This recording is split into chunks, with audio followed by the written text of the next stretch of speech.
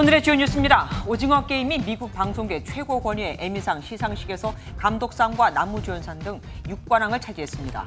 비영어권으로는 사상 최초로 수상하며 새 역사를 썼는데 벌써부터 2년 뒤 공개될 시즌2에 대한 기대감이 커지고 있습니다. 국민의힘이 비대위원 6명에 대한 임명을 의결하면서 정진석 후 비대위가 공식 출범했습니다. 내일 이준석 전 대표가 제기한 가처분 신문이 열리는 가운데 정진석 비대위 효력 정지 신문은 2주 뒤로 연기됐습니다.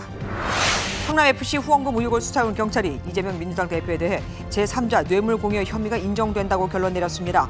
1년 전 증거가 충분하지 않다던 경찰이 내린 결론이 뒤집힌 건데 야권에선 이재명 죽이기라며 반발했습니다. 정부가 문재인 정부 당시 태양광 사업 등 전력산업기반기금 사업에서 2,600억 원 상당의 부실을 확인했다고 밝혔습니다. 전임 정부에서 부당 지급된 보조금은 환수하고 조사 대상을 전국 지자체로 확대할 계획입니다. 고 이해람 중사 사건 수사해온 안미영 특별검사팀이 100일간의 수사를 마치고 전익수 공군 법무실장 등 관련자 8명을 재판에 넘겼습니다. 유족들은 수사 결과 당시 부대 내에서 이 중사를 향한 2차 가해가 수차례 이루어진 것이 드러났지만 군 윗선의 수사 무마 의혹을 규명하는 데는 실패했다며 아쉬움을 나타냈습니다. 엘리자베스 2세 영국 여왕의 관이 스코틀랜드 에든버러 성 자이스 대성당에서 대중에게 공개됐습니다. 수많은 추모객들이 여왕의 마지막 길을 배웅하는 가운데 오는 19일 웨스트민스터 사원에서 국장이 엄수됩니다.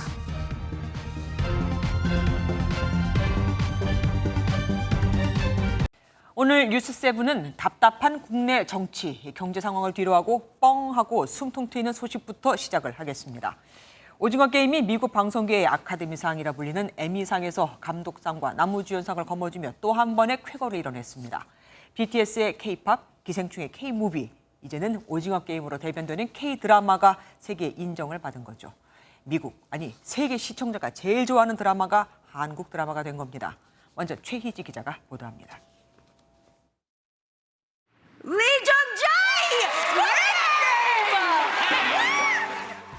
배우 이정재가 한국인 최초를 넘어 아시아 국적 배우 최초로 에미상 나무주연상에 영예를 안았습니다. 수상자로 호명되자 얼굴에 미소를 띤 채 자리에서 일어났고 동료의 축하를 받으며 무대에 올랐습니다. 무대에 올라서는 한국 팬들에게 감사의 마음을 잊지 않았습니다. 대한민국에서 보고 계실 국민 여러분들과 친구, 가족, 그리고 소중한 저희 팬들과 이 기쁨을 나누겠습니다. 감사합니다. 황동혁 감독도 비영어 드라마 최초로 감독상을 받았습니다. People keep telling me like I made the history, but I don't think I made the history by myself. 이정재와 함께 인형 영희 앞에 멈춰서는 퍼포먼스로 눈길을 끌었던 정호연과 배우 오영수, 박혜수의 수상은 아쉽게도 불발됐습니다. 또 에미상 최고 영예인 작품상 후보까지도 올랐지만 수상까지는 이어지지 못했습니다. 오징어 게임은 나무주연상, 감독상을 포함해 4개의 기술 부문까지 수상하며 6관왕의 영예를 안았습니다. 올해 아카데미, 칸 영화제 등 수상의 기염을 토하며 저력을 입증했던 K 콘텐츠의 위상을 다시 한번 확인했다는 평가입니다. MBN 뉴스 최희지입니다. 오징어 게임은 지난해 9월 공개 이후 언어 장벽을 깨면서 전 세계 흥행 돌풍을 일으켜왔습니다. 누적 시청자 수는 역대 2위, 그 효과는 1조 원에 달하죠. 황동혁 감독의 말대로 시즌2로 또 돌풍을 일으킬 수 있을까요? 구경호 기자가 보도합니다. 22억 8,950만 시간. 전 세계 인구 3명 가운데 1명이 1시간씩 시청한 오징어 게임은 넷플릭스에서 공개된 TV쇼 가운데 누적 시청 시간 역대 2위에 올라 있고 그 효과는 1조 원에 달한다는 분석이 나옵니다. 팬들은 극중 독특한 의상을 입고 한국 전통 놀이를 즐기는 등 신드롬을 즐겼습니다. 깐부 할아버지로 유명한 원로 배우 오영수는 제79회 골든글로브에서 나무조연상을 받는 등 수상도 줄이었습니다. 한국의 독특한 대중문화를 시종일관 흥미진진하게 풀어내면서 언어 장벽을 깨고 전 세계 문화를 관통했다는 데 의미가 깊습니다. 세계 속에 이렇게 들어와서 그들의 어떤 의식이라고 할까? 거기에 공유하면서 앞으로 주목되는 건 이정재와 이병헌, 공유 등 기존 배우들이 내년 촬영에 2년 뒤 공개 예정인 시즌2에 담길 내용입니다. 새로운 한국 전통놀이와 캐릭터가 흥행의 관건이라는 분석이 나오는데 팬들은 숨바꼭질과 널뛰기, 쥐불놀이 등 다양한 놀이를 추천하고 있습니다. 많은 다른 게임들이 많이 등장할 것 같습니다. 기대를 해주시고 좀 기다려 주셨으면 좋겠습니다. 시즌2가 전작을 넘어 또 다른 역사를 쓸지 벌써부터 기대를 모읍니다. MBN 뉴스 구경입니다. 새 역사를 써내려간 M이상 시상식 뒷이야기 문화스포츠부 정설민 기자와 함께하겠습니다. 어서 오십시오. 도대체 M이상이 뭡니까? 또 얼마나 받기 힘들길래 세계가 이렇게 다 집중을 하고 있는 거죠? 네, 에미상은 미국 방송계에서 가장 권위 있는 상입니다. 방송계의 아카데미상으로 불립니다. 네, 1949년 시작돼 74회를 맞았지만요. 줄곧 영어로 만든 드라마에만 주요상을 건넸습니다. 비영어권 드라마가 감독상과 나무주연상을 받은 건 이번이 처음인데요. 네. 게다가 한국말로 된 작품이니 더 대단하다고 볼 수 있죠. 그러니까 드라마계의 아카데미상이다 이렇게 해석해 볼 수 있겠군요. 어떻게 오징어 게임이 이 M상이 높은 벽을 뚫을 수 있었을까요? 네, 오징어 게임은 누구도 반박할 수 없는 전 세계에서 가장 많은 사랑을 받은 드라마입니다. 네. 무궁화 꽃이 피었습니다와 딱지치기 등 한국의 전통 놀이가 전 세계 시청자들에게 신선하게 다가간 측면이 있고요. 또 가벼운 놀이에서 그치는 게 아니라 사회 문제도 심도 있게 녹여냈습니다. 네. 무엇이 정의롭지 않다는 것을 느끼고 그 정의롭지 않음이 고쳐져야 된다라고 주장하는 사람들, 그리고 그런 것을 가지고 콘텐츠를 만드는 사람들도 있어야 한다고 생각을 합니다. 네, 그 결과 전 세계 다양한 인종의 사람들이 초록색 트레이닝복을 입고 네. 우리 전통 놀이를 하는가 하면요. 미국 LA시는 오징어 게임의 날을 만들기도 했습니다. 네, 정말 대단했어요. 글로벌 스타가 된 이정재 씨에 대해서 얘기를 좀 더 해보죠. 네, 사실 이정재 씨는 모르는 사람이 없는 국민 그렇죠. 배우죠. 올해로 데뷔 30주년을 맞았습니다. 1993년 드라마 공룡 선생으로 데뷔했고요. 1995년 모래시계로 스타덤에 올랐습니다. 하지만 연기파 배우의 이미지는 아니었는데요. 조연과 악역도 마다하지 않으면서 4편의 천만 영화에 출연하기도 했습니다. 네, 세련된 도시남자 이미지의 이정재 씨가 찌질한 루저 역할의 성기훈 역을 맡으니까 좀 의외였죠. 예. 하지만 그야말로 대박이 났습니다. 새로운 도전이 성공한 거죠. 네, 앞으로의 활동 계획 직접 들어보겠습니다. 스타워즈는 너무도 극비라고 얘기를 해가지고 아무 말도 하지 않았으면 좋겠다라고 얘기를 했었는데 비행기 타고 오는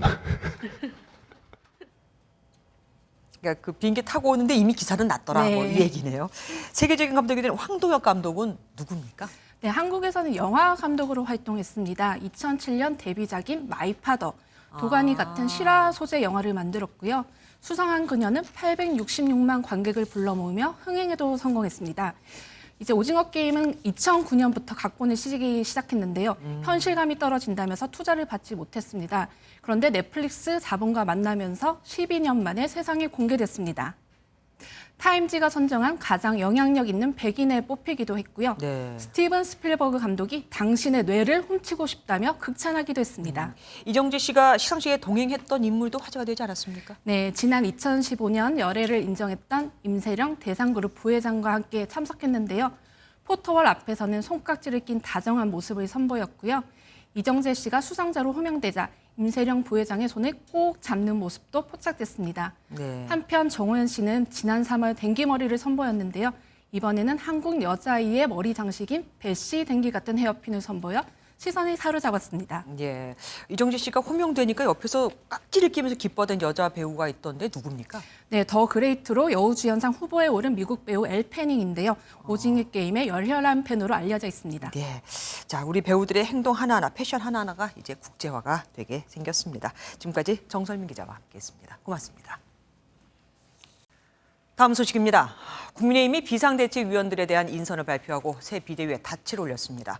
친윤계 위원들이 다수 포진됐는데 누가 봐도 윤석열 그림자 비대위다는 비판 때문이었을까요? 윤석열 대통령의 측근으로 알려진 주기환 전 비대위원은 인선 1시간 반 만에 교체되기도 했습니다. 전에 아들이 대통령실에서 6급 비서관으로 일하다 그만두기도 했던 그 인물입니다. 노태현 기자가 보도합니다. 국민의힘이 비상대책위원 6명의 임명안을 의결하고 정진석 비대위를 공식 출범시켰습니다.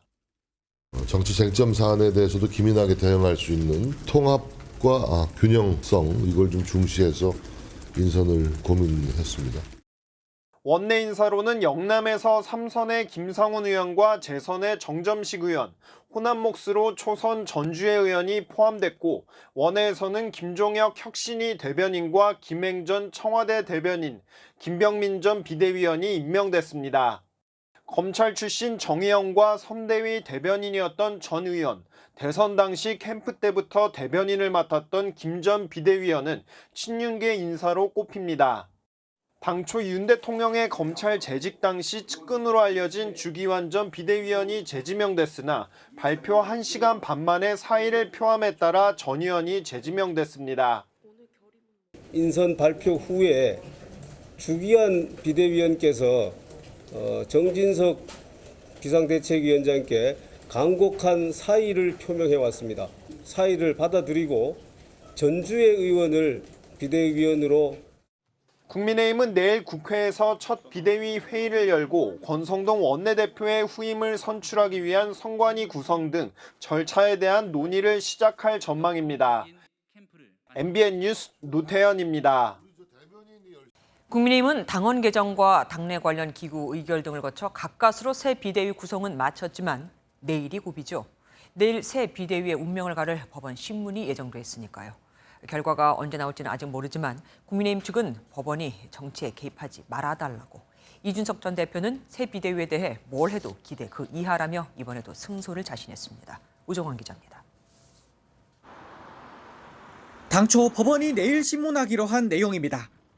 주호영 전 비대위원장 직무정지에 대한 국민의힘의 이의 신청, 이준석 전 대표가 낸 주호영 비대위 비대위원 효력정지, 비상상황 요건을 개정한 전국위 의결, 그리고 정진석 비대위 효력정지입니다. 이 중 정진석 비대위 효력정지 신문이 2주 뒤인 28일로 미뤄졌습니다. 가장 늦게 접수된 건인데 추석 연휴로 인해 오늘에야 신청서를 받았다며 시간을 더 달라는 국민의힘 측 요청을 법원이 받아들였습니다. 남은 3건 중 주호영 비대위와 관련한 2건은 다툼의 의미가 없어졌습니다. 핵심은 정진석 비대위의 출범 근거를 마련한 당원 개정입니다. 국민의힘은 앞서 지난 5일 최고위원 5명 중 4명 이상이 사퇴할 경우도 비상상황으로 인정하는 당원 개정안을 전국위에서 통과시켰습니다. 국민의힘은 정치에 개입하지 말아달라고 촉구했습니다. 법원은 정치 위에 군림하게 되는 것이고, 그 법원의 결정에 따라서 정당 정치가 예속되고 종속되는 매우 염려스러운 귀결을 맞을 수 있다. 이준석 전 대표는 승소를 자신했습니다. 가처분 판결문에 따르면은 제 당대표 지휘하는 건 법원이 인정한 거예요. 어떻게든 결과를 또 비틀어가지고 해석하려고 하겠지만은 저는 명징할 것이다. 앞선 가처분 소송에서 이 전 대표를 지원한 국민의힘 바로 세우기는 추가로 400여 명의 자필 탄원서를 법원에 제출했습니다. MBN 뉴스 우종환입니다. 이재명 더불어민주당 대표가 당대표 당선 이후 5번째로 윤석열 대통령에게 영수회담 개최를 요청했습니다. 이유는 5번 다 같습니다. 민생 문제를 논하자 이거죠. 그런데 같은 민생이라도 양당의 접근은 서로 다릅니다.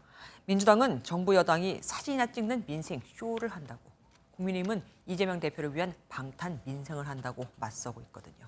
주진희 기자입니다. 지난달 국회의원 워크숍에서 약속했던 당대표 산하 민생기구 출범식에서 이재명 대표가 윤석열 대통령에게 민생 영수회담을 재차 제안했습니다. 허심탄회하게 머리를 맞대고 논의할 수 있는 민생경제 영수회담을 다시 한번 촉구합니다. 절차와 형식은 전혀 구애받지 않겠다는 말씀을 드립니다. 이재명 대표의 영수회담 제안은 당대표 당선 이후로만 따져도 이번이 5번째입니다. 민생대책기구의 위원장은 사선의 김태년 의원이 맡았습니다. 인원은 대폭 확대했고 경제 위기 극복을 위한 대안 제시를 위해 세미나 등이 계획돼 있습니다. 민주당 지도부도 윤석열 정부의 민생 공세를 이어갔습니다. 대통령이 시급한 민생 경제 대책에는 뭉그적거리면서 보도사진용 현장만 찾는다고 민생쇼란 국민 비판도 나옵니다. 여당은 연휴에도 당권 다툼에 매몰돼 국민의힘은 민주당의 민생이 결국 이재명 대표 지키기 아니냐며 목소리를 높였습니다. 민생 문제마저 이재명 방탄으로 사무려 할 게 아니라 진짜 민생의 장으로 나와야 합니다. 벌금 100만 원 이상이 나오면 선거 보전 비용 434억 원을 반환해야 합니다. 그야말로 패당 망신입니다. 그러면서 민주당은 종부세 개정 입법이나 치수 대책 등 민생에 협조하라고 맞받아쳤습니다. MBN 뉴스 주진입니다.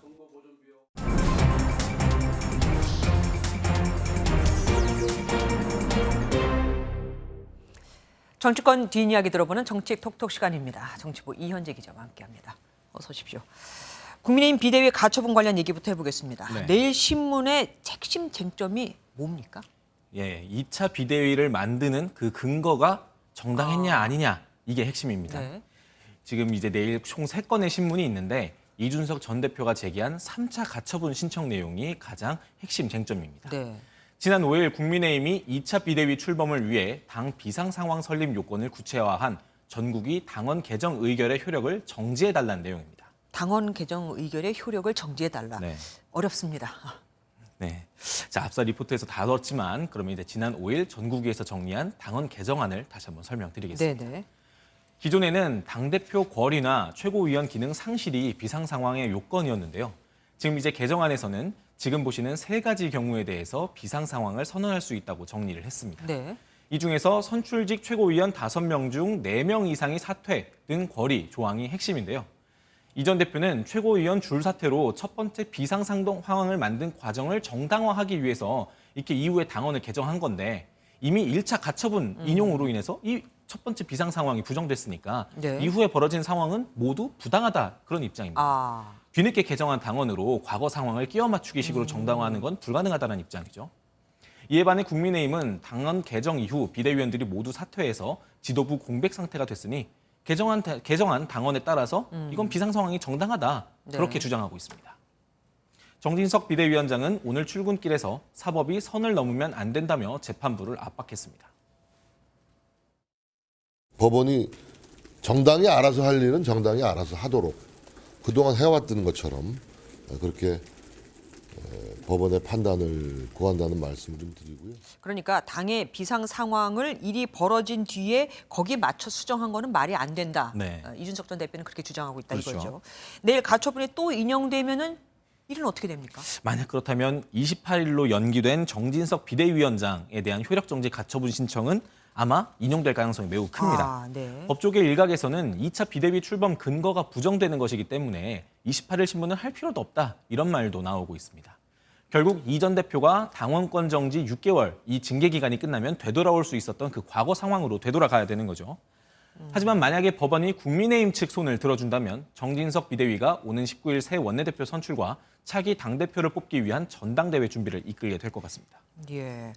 사실상 그러니까 내일이 결전의 날이다 뭐 이렇게 볼 수 있겠습니다. 네. 앞서 리포트에서 주기환 국민의힘 전 비대위원장이 선임되자마자 사퇴했다는 소식 전해드렸는데 네네. 이게 왜 이렇게 된 겁니까? 네, 주기환 전 비대위원이 1시간 반 만에 사퇴를 했잖아요. 예. 네, 저희가 이제 주전위원 입장을 좀 들어보려고 계속 접촉을 시도를 했는데 지금 사퇴 이후에 전화를 꺼놓고 지금 자취를 감춘 상황이라서 네. 입장을 직접 듣지는 못했습니다. 하지만 좀 당내 분위기를 취재를 해보니 1차 비대위원 선임 때부터 이어진 친윤 인사 논란으로 부담을 느낀 주전 위원이 아마 그런 부담을 이기지 못하고 자리를 내려놓은 것으로 보입니다. 네. 주전 위원 자리는 앞서 리포트에서 말씀드렸듯이 전북 전주 출신 초선 전주회 의원이 이어받아서 호남 배려 취지를 그대로 살렸다는 게 국민의힘의 설명입니다. 네, 이제 마지막으로 민주당 얘기로 가보겠습니다. 네. 이재명 민주당 대표의 최측근이죠. 정진상 전 경기도 정책실장이 다시 돌아왔습니다. 네. 예전 멤버 다 모이게 됐어요. 네, 그렇습니다. 지금 이제 이재명 당대표 정무조정실장직을 맡으며 당대표실로 합류를 했습니다. 네. 정진상 실장은 이 대표가 성남시에서 변호사로 활동하던 당시에 사무장을 맡았고 성남시장과 경기도지사 시절에는 정책실장으로 오랜 기간 둘이 손발을 맞춰온 사이입니다. 네. 지난 대선 때는 선대위에서 후보 비서실 부실장으로 이 대표를 보조한 측근 중의 측근입니다. 워낙 이 대표와 각별한 사이다 보니까 이 대표가 국회의를 입성할 때 당연히 의원실로 들어가지 않을까 이런 관측이 사실 굉장히 많았는데요. 하지만 정 실장이 대장동 의혹 관련 당사자 중 한 명이다라는 이유로 일단 한 발 물러나 있었습니다. 그래서 소문만 났었군요. 예, 이런 정 실장이 당대표실로 들어오게 되다 보니까 민주당 내에서는 이게 당직자로 일하다가 소환 조사를 받거나 뭐 압수수색을 받으면 혼란하지 않냐 이런 네, 우려도 나오고 있습니다. 그렇겠네요. 하지만 정 실장이 당대표실로 들어오면서 이 대표의 이른바 성남라인의 입김이 강해질 것으로 보입니다.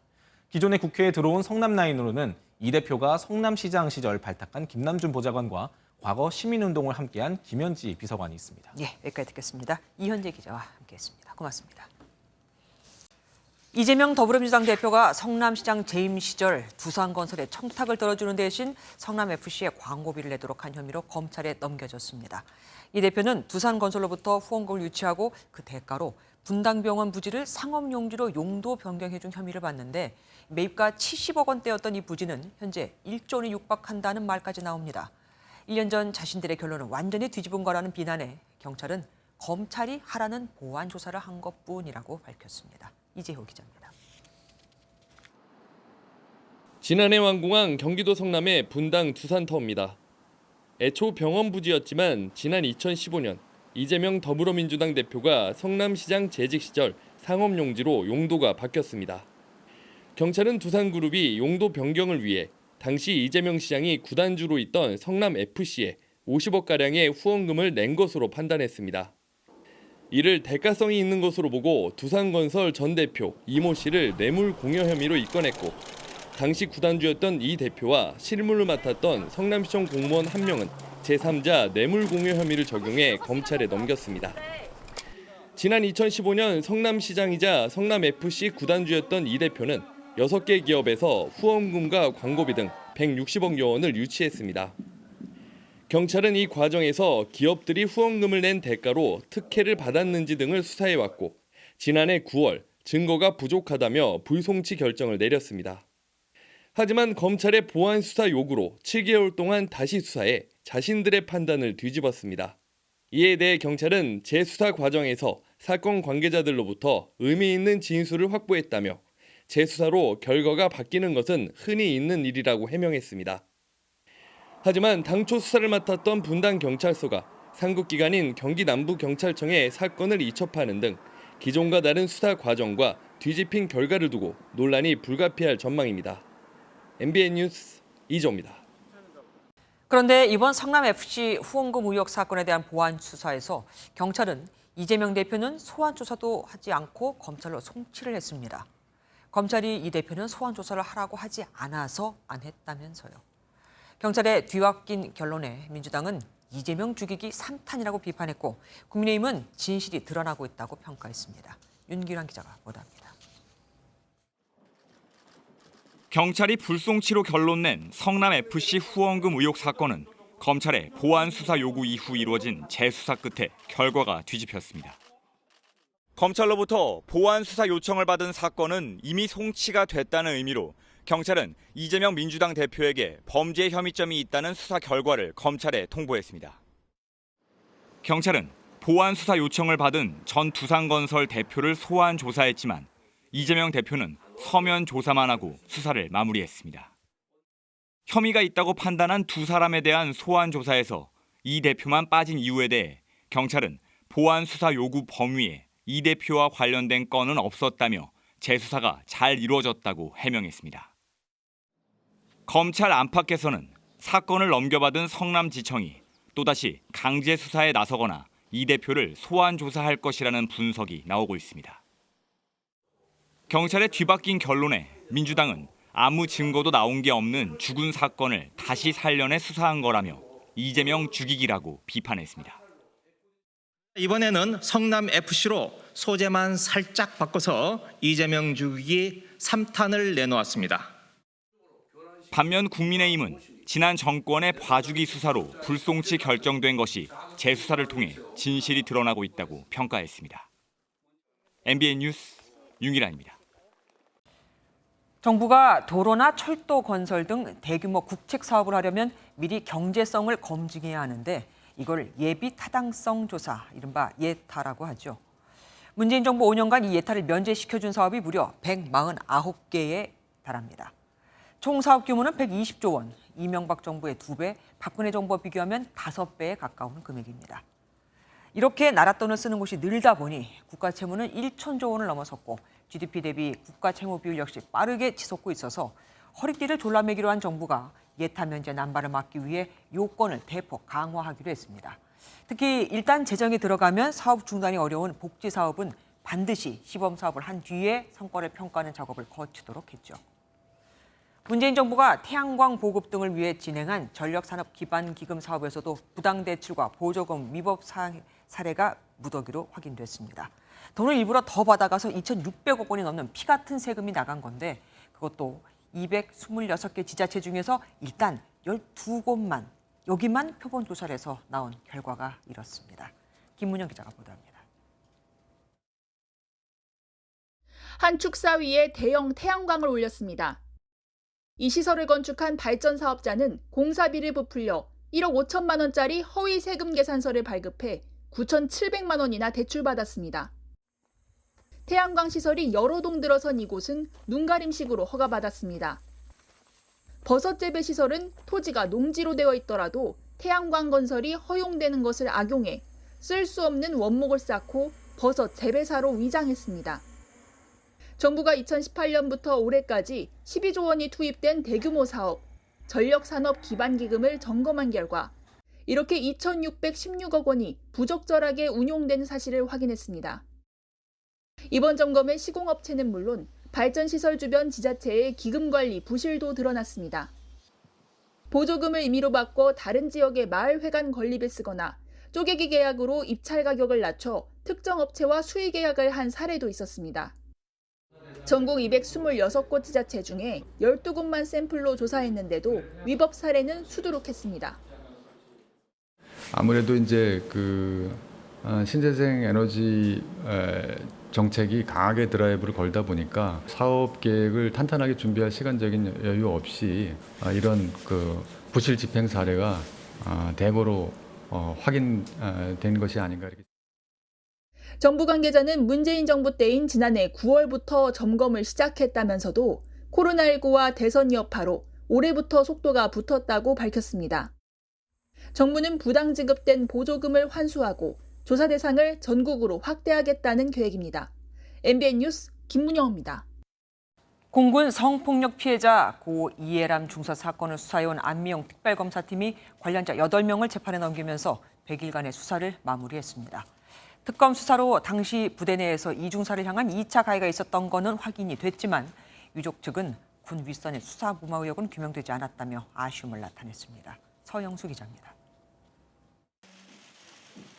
특검은 고 이해람 중사가 극단적 선택을 한 배경에 군 관계자들이 저지른 2차 가해가 있었다고 판단하고 군 관계자 7명을 불구속 기소했습니다.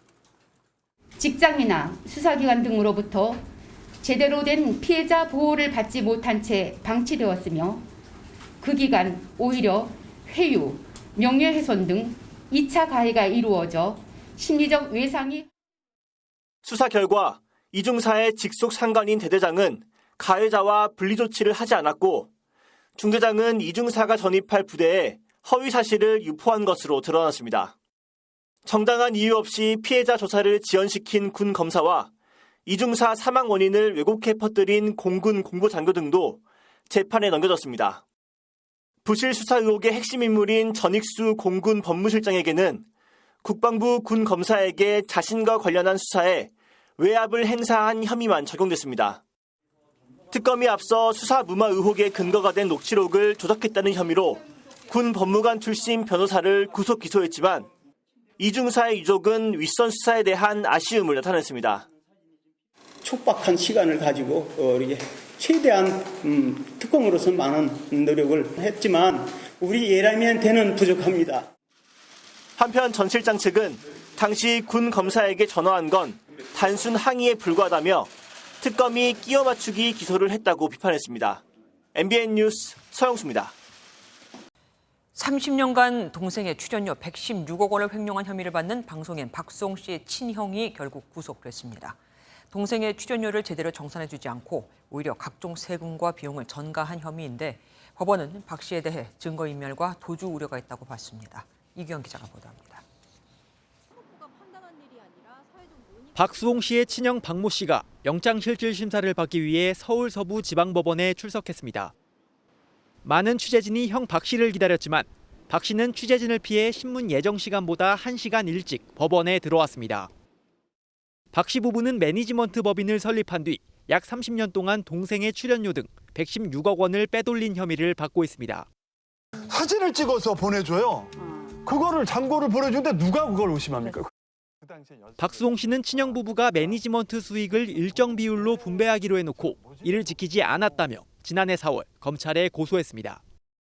검찰은 박 씨가 출연료를 정산해주지 않고 오히려 동생에게 각종 세금과 비용을 전가했다고 보고 지난 7일 박 씨에 대한 구속영장을 청구했습니다.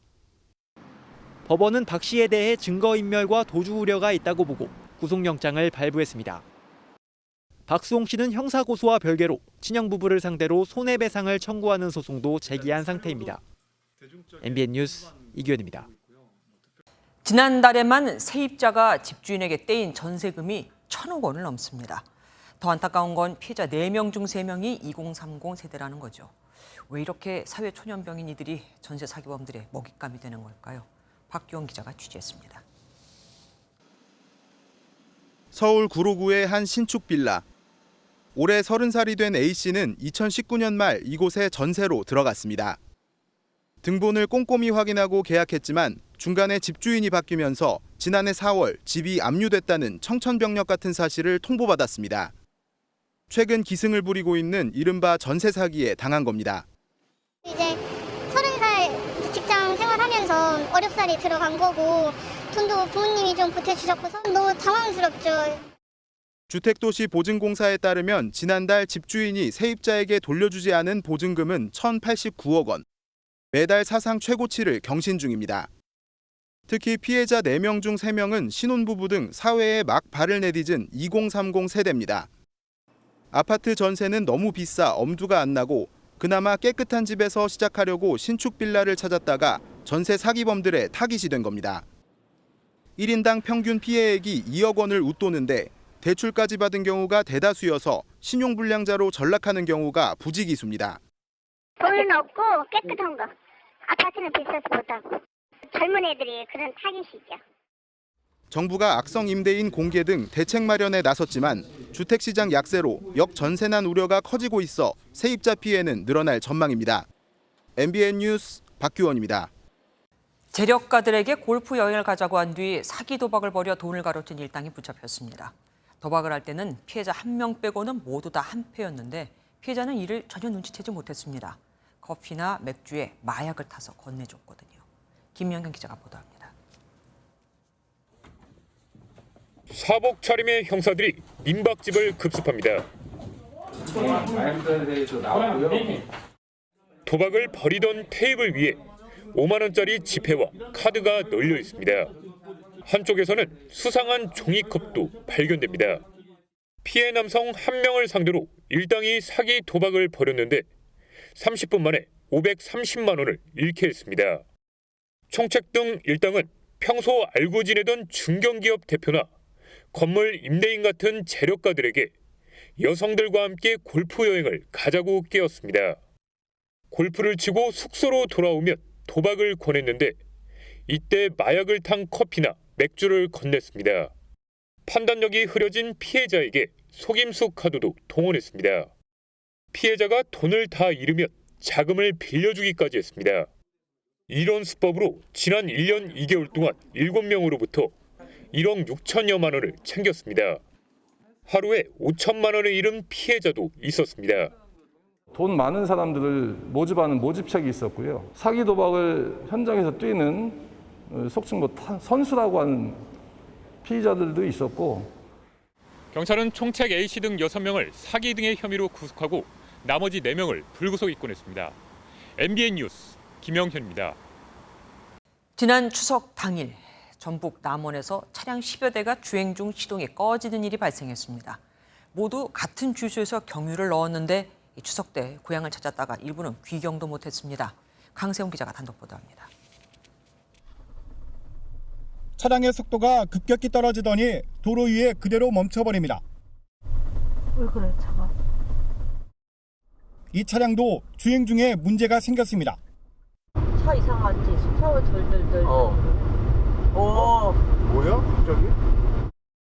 추석 당일인 지난 10일 전북 남원에서 차량 10여 대가 주행 도중에 시동 꺼짐 현상을 겪었습니다. 문제가 발생하기 전 모두 남원 시내 한 주유소에서 경유를 넣었습니다. 보험사를 불렀는데 차량 이상보다 기름 이상 문제를 제기하셔가지고 주유소에 다시 돌아갔더니 저 말고 같은 증상을 보이시는 분이 한 10분 더 있더라고요. 급히 근처 공업사에 차를 맡긴 차주는 충격적인 말을 들었습니다. 경유에 물이 섞였다는 거였습니다. 나는 물하고 섞여갖고 탁한 거잖아 지금. 저희가 이거 많이 해봐갖고 느끼면은 바로 알아요. 관계당국의 시약 반응 검사에서도 경유에 물이 섞여 있다는 사실이 확인됐습니다. 네, 저 빨간색이 물인 거예요? 수분이 있다고 생각해요. 색깔이 변했으니까. 현재까지 드러난 피해 차량만 19대. 일부 차주는 추석에 고향을 찾았다가 귀경도 못했습니다. 다른 주유소는 1,800원대인데 지금 앞에 있는 주유소는 1,700원대더라고요. 그래서 싸는 김에 기름을 만땅을 채우고 해당 주유소는 장사를 수년간 했지만 이런 일은 처음이라며 경유에 물이 왜 섞였는지 모르겠다고 해명했습니다. 석유관리원과 지자체는 기름을 정밀 조사해 부적합 판정이 나오면 행정처분을 내릴 계획입니다. MBN 뉴스 강세훈입니다. 추석 연휴 마지막 날인 어제 부산에서 또 안타까운 일이 발생했습니다. 40대 엄마와 10대 딸이 집에서 숨진 채 발견된 건데 다른 방에서 자다 깬 중학생 아들이 이들을 발견했죠. 박상호 기자입니다. 구급대원들이 들것을 끌고 골목길로 들어갑니다. 부산의 한 빌라에서 40대 엄마와 10대 딸이 숨진 채 발견됐다는 신고가 접수된 건 어제 낮 12시 50분쯤입니다. 다른 방에서 자다 깬 중학생 아들이 쓰러진 엄마와 누나를 보고 이웃의 도움을 요청했습니다. 사색이다가 좀 도와주세요 이러더라네. 그래갖고 문을 열어보니 그 지경이 되라 있는 거라. 발견 당시 40대 엄마는 흉기에 찔린 채 거실에, 10대 딸은 얼굴에 타박상을 입은 채 자기 방에 쓰러져 있었습니다. 숨진 40대 여성은 이 빌라에서 홀로 두 남매를 키워온 것으로 알려졌습니다. 이들 가족은 지난해 11월부터 한부모 가정지원금 40만 원을 받아오다 올해 7월부터 기초생활수급자로 지정돼 주거급여 19만 원과 교육비 일부를 추가로 지원받았습니다. 엄마가 아르바이트를 하며 생계를 책임졌는데 경제적으로 어려웠던 것으로 알려졌습니다. 특별히 되게 안 좋거나 이런 거 없었고 구청에 이제 조사 담당자도 통화를 하고 했는데 좀 밝으셨다고 목소리가 되게 힘든 거는 좀 놀랐던 것 같아요. 경찰은 외부 침입 흔적이나 유서는 발견되지 않았다며 생활고로 인한 극단적 선택 등 여러 가능성을 수사 중이라고 밝혔습니다. MBN 뉴스 박상호입니다.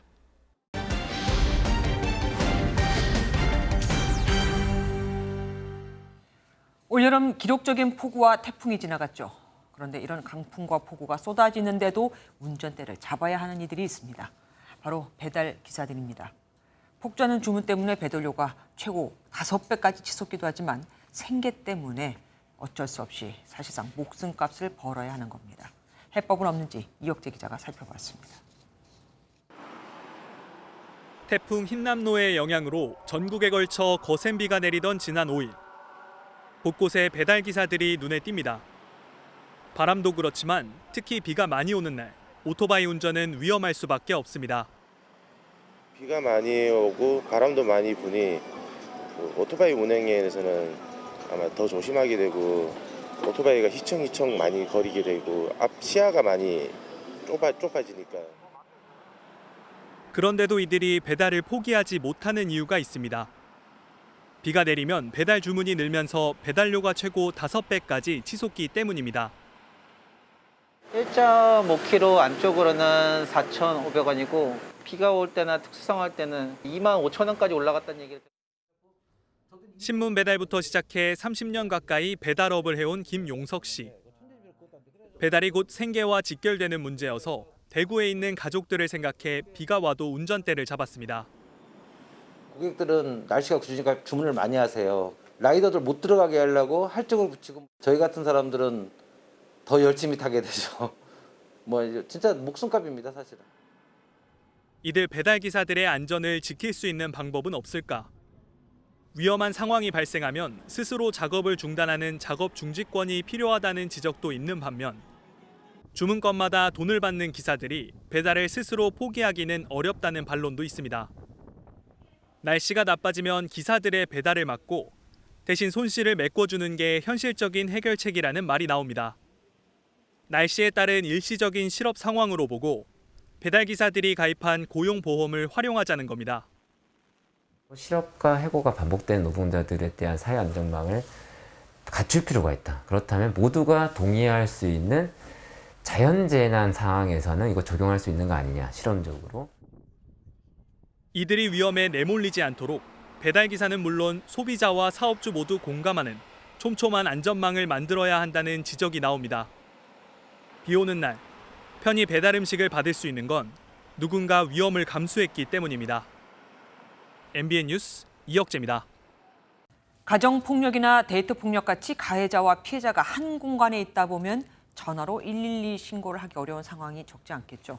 앞으로는 말 없이 휴대전화 숫자 버튼만 눌러도 112 신고가 가능해집니다. 문제는 허위 신고겠죠. 김순철 기자가 보도합니다. 지난 1월 한 남성이 택시에 탑승합니다.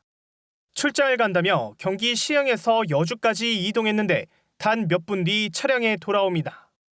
수상한 느낌의 택시기사는 인상착의를 기억해뒀는데 한 달 뒤 경찰로부터 이 승객이 보이스피싱 현금 수거책이라는 말을 듣게 됩니다.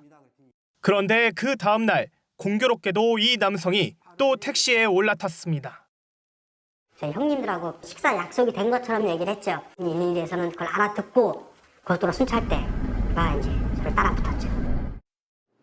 지난 5월 대구경찰청 112 상황실에 강제추행 피해자로부터 걸려온 한 통의 전화입니다. 어디야? 네, 경찰입니다. 어디야?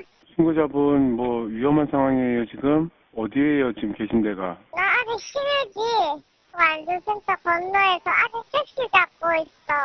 저 옆에 뭐 남자가 뭐 해코지합니까, 지금? 어떤 상황이에요? 경찰입니다. 경찰은 112 신고로도 직접 도움을 요청하기 어려울 때 음성대 없이 상황을 전달할 수 있는 시스템을 도입했습니다. 안내에 따라 숫자 버튼을 똑똑 누르면 경찰관이 신고자 휴대전화로 보이는 112 링크를 보내는 방식입니다.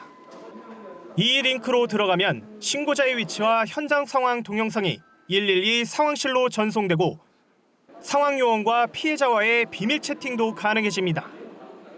범죄 현장에 있는 이들이 노출 없이 신고가 가능하지만 허위 신고가 늘어날 가능성이 있어 관련 대책도 필요해 보입니다. MBN 뉴스 김순철입니다. 바이든 미국 대통령이 반도체와 전기차에 이어 바이오 분야까지 미국 투자를 거듭 강조했습니다. 핵심 분야 모두 미국 내에서 만들어 중국 중심의 공급망을 뛰어넘겠다는 의도지만 한국 바이오 산업의 강점은 해외 의약품의 위탁 생산이죠. 워싱턴에서 최종락 특파원이 전해왔습니다.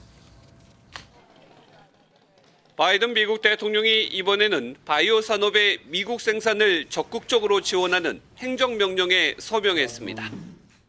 백신과 신약 등 미국에서 발명된 모든 생명공학 분야는 미국 내에서 만들도록 하겠다는 것이 핵심입니다. 반도체와 배터리, 전기차에 이어 생명공학까지 해외 공장을 미국으로 불러들여 중국 의존도를 줄이겠다는 의도로 풀이됩니다. We risk losing our edge as a nation to China and to the rest of the world is catching up. That stops now with investments like we're celebrating here today. 행정명령을 구체화하기 위한 정부 지원 프로그램의 규모와 대상은 내일 발표될 예정입니다. 바이든 대통령은 앞으로 25년 동안 미국 내 암 사망률을 절반 이하로 줄이겠다는 목표도 제시했습니다. To turn more cancers from death sentences into chronic diseases people can live with. To create more supportive experience for patients and families. 특히 바이든 대통령은 미국 내 생산을 강조하며 또 한 번 한국을 거론했습니다. 한국의 반도체 기업들이 대규모로 투자하는 이유는 미국이 전 세계에서 가장 안전한 국가이기 때문이라는 겁니다. 11월 중간선거를 앞두고 미국산을 강조하며 중국 견제 조치를 강화하는 바이든 대통령. 우리 기업에도 직접적인 영향을 미칠 전망입니다. 워싱턴에서 MBN 뉴스 최종락입니다. 미국의 이번 행정명령을 두고 국내 바이오 업계는 술렁이고 있습니다. 구체적으로 어떤 내용이 담길지에 따라 악재일지 호재일지 달라질 수 있겠지만 최악의 경우 우리의 의약품 위탁 생산까지 빼앗길 수 있거든요. 김도현 기자가 우리 기업계에 적용될 시나리오를 따져봤습니다. 국내 바이오 업계는 자동차와 반도체에 이어 바이오까지 미국이 천명한 자국 내 생산 대상에 포함되자 긴장한 모습이 역력합니다. 현재 바이오 의약품 위탁 생산량 기준으로 세계 1위 기업은 삼성 바이오로직스입니다. 모더나 백신과 노바백스 백신을 포함해 코로나19 백신 다수가 국내에서 생산 중입니다.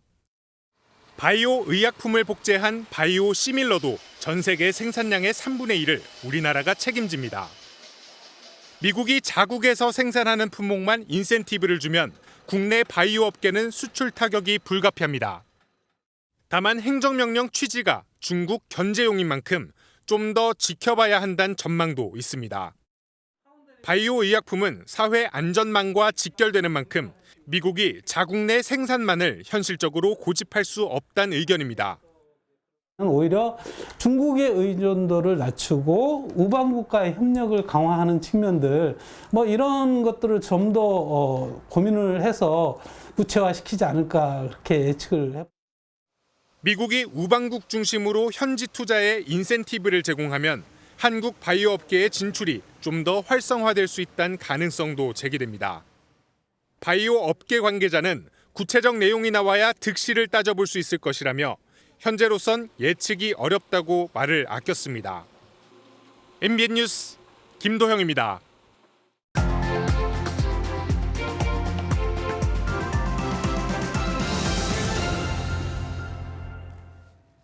(996) 말 들어보셨습니까?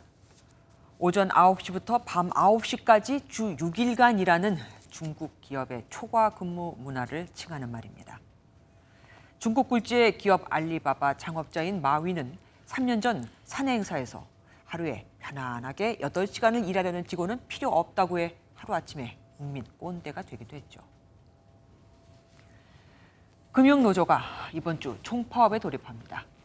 9만여 명의 조합원들이 93.4%의 찬성률로 파업을 결의한 결과인데 임금 6.1% 인상 등 34개의 요구사항 가운데 맨 앞에 있는 주 36시간 근무가 눈에 띕니다. 일주일에 나흘 반만 일한다는 주 4.5일제 실시를 파업철의 요구 조건 중 하나로 제시한 겁니다. 미국과 일본도 주 5일제 근무를 4일로 줄이는 방안을 검토하거나 시범 도입하고 있습니다. 유럽에서는 아이슬란드를 시작으로 영국, 스페인, 핀란드 등에서 주 4일제를 테스트하며 생산성에 미치는 영향을 면밀히 들여다보고 있는 중이죠. 올 상반기 국내 은행들은 이자 수입만 26조 2천억 원을 챙겼습니다. 지난해 같은 기간보다 4조 원이 늘어난 거죠. 대출은 높은 금리로 이자는 낮게 주어서 이른바 이자 장사를 짭짤하게 한 결과입니다. 평균 연봉이 억대에 이르는 금융기관이 즐비하니 서민 고객을 상대로 이자 장사를 해 직원들 복지만 챙긴다는 불만도 지금 크지요. 물론 하루가 다르게 치솟는 물가에 적절한 임금 인상을 요구하는 목소리에는 귀 기울여야 합니다. 수익성이 낮다는 이유로 지방이나 구도심, 은행 점포를 마구 없애는 건 금융 공공성을 외면하는 것이란 노조의 주장도 일견 타당합니다. 하지만 주 4일제가 맞다 하더라도 주 5일제도 제대로 정착되지 않은 많은 중소기업 입장도 좀 헤아려보면 어떨까요? 자칫 잘못하다간 분위기 파악도 제대로 못한다. 귀족노조의 집단 이기주의다라는 역풍을 맞을 수도 있거든요. 가뜩이나 코로나 사태, 글로벌 경제 위기까지 겹치면서 힘든데 이런 상황에서 이번 노조의 요구에 공감할 사람이 얼마나 될까요? 김주아의 그런데 오늘은 주 4.5일제 요구 총파업이었습니다. 세상을 떠난 영국의 엘리자베스 2세 여왕의 관이 대중에 공개됐습니다. 첫날에만 새벽부터 10,000명이 넘는 추모객이 성당 앞에 줄을 섰습니다. 이동훈 기자가 보도합니다. 엘리자베스 2세 여왕의 관은 스코틀랜드 벨모럴 성에서 홀리루드 궁전을 거쳐 성 자일스 대성당에 안치됐습니다. 킬트 차림의 찰스 3세와 형제들이 엄숙하게 고인의 곁을 지켰습니다. 추도 예배가 끝난 뒤 여왕의 관은 대중에게 처음으로 공개됐습니다. 앞서 찰스 3세 국왕은 런던 웨스트민스터 홀에서 국왕 자격으로 첫 의회 연설을 했습니다. She set an example of selfless duty, which, with God's help and your counsels, I am resolved faithfully to follow. 새벽부터 모인 추모객들은 슬픔을 감추지 못했습니다. Deeply moving, solemn, emotional. Yeah, it was a very special moment. It's difficult to put into words. It just the emotion is just too much. Sorry. 조문은 밤 늦게까지 이어졌습니다. 24시간 동안 공개된 관은 공군기를 통해 현지 시간 13일 런던 버킹엄 궁으로 옮겨집니다. 14일부터는 웨스트민스터 홀에서 일반인들의 참배가 이루어지고 19일에는 웨스트민스터 사원에서 국장이 치러집니다. 웨스트민스터 사원은 지난 1947년 엘리자베스 2세가 필립 공과 결혼한 곳이기도 하며 1997년에는 여왕의 며느리였던 다이애나 비의 장례식이 거행됐습니다. MBN 뉴스 이동훈입니다. 대반격에 나선 우크라이나군이 또 승전보를 전했습니다. 하루 만에 그간 되찾은 영토의 2배를 더 탈환한 건데 어제까지 서울 면적의 5배를 수복했다고 전해드렸죠. 오늘은 바로 10배가 됐습니다. 러시아군은 퇴각하면서도 그냥 떠나지 않았습니다. 김한준 기자가 보도합니다. 우크라이나 군대가 수복한 마을의 도로를 달립니다. 환호하는 주민들, 한 여성은 빵을 축하 선물로 건네기도 합니다. 한편에선 폭격으로 폐허가 된 집 뒷마당에서 지뢰가 터집니다. 러시아군이 퇴각하면서 심어놓고 간 지뢰가 폭발한 겁니다. 주민들의 안전을 위해 지뢰를 찾아야만 하는 상황. 우크라이나군은 현장에서 탐지기를 만들어 탐지 작업에 나섰습니다. Міжнародною конвенцією дані міни було виявлено та вилучено вибухнічною службою. 대반격에 나서고 있는 우크라이나는 하루에만 20개 마을을 되찾았습니다. 지금까지 우크라이나가 탈환했다고 주장하는 영토는 6,000제곱킬로미터로 서울 면적의 10배에 이릅니다. І до сьогодні наші воїни вже звільнили понад 6 тисяч квадратних кілометрів території України на сході і на півдні. Рух наших військ продовжується. 전쟁 발발 200일이 지나면서 우크라이나 쪽으로 역전된 전세. 하지만 러시아의 재반격도 예상돼 더 많은 희생은 불가피해 보입니다. MBN 뉴스 김한준입니다. 북상하던 12호와 13호 태풍은 각각 중국과 일본을 향하면서 우리나라를 비껴가겠습니다. 하지만 이 태풍의 간접 영향으로 현재 전국 하늘이 잔뜩 흐린 가운데 산발적으로 비가 이어지고 있는데요. 이번 비구름은 주로 서쪽 지역에 머물겠습니다. 제주에 10에서 50mm, 충남과 전북, 전남 해안을 따라서 5에서 30mm가 예상되고요. 서울을 포함한 수도권과 내륙 곳곳에 약한 비가 이어지는 곳이 있겠습니다. 태풍의 간접 영향으로 바다 날씨도 좋지 못합니다. 현재 제주도로는 강풍특보가 발효된 가운데 초속 20m 이상의 돌풍이 몰아치는 곳이 있겠고요. 제주 해상과 남해상으로는 풍랑특보가 내려지면서 물결이 최고 4m로 거세게 일겠습니다. 이 특보는 내일 오전 중에 더 많은 곳으로 확대 발효되겠습니다. 내일 전국이 흐리겠습니다. 낮 기온은 대체로 오늘과 비슷하겠는데요. 서울이 27도, 대전 28도가 예상되고요. 남부지방은 광주가 31도로 오늘보다 3도 정도 더 높겠고 대구와 창원은 28도가 예상됩니다. 동해안 지역은 25도 안팎에 머물면서 이맘때 가을 날씨를 보이겠습니다. 주말에는 동쪽을 중심으로 비가 자주 지나겠습니다. 날씨였습니다.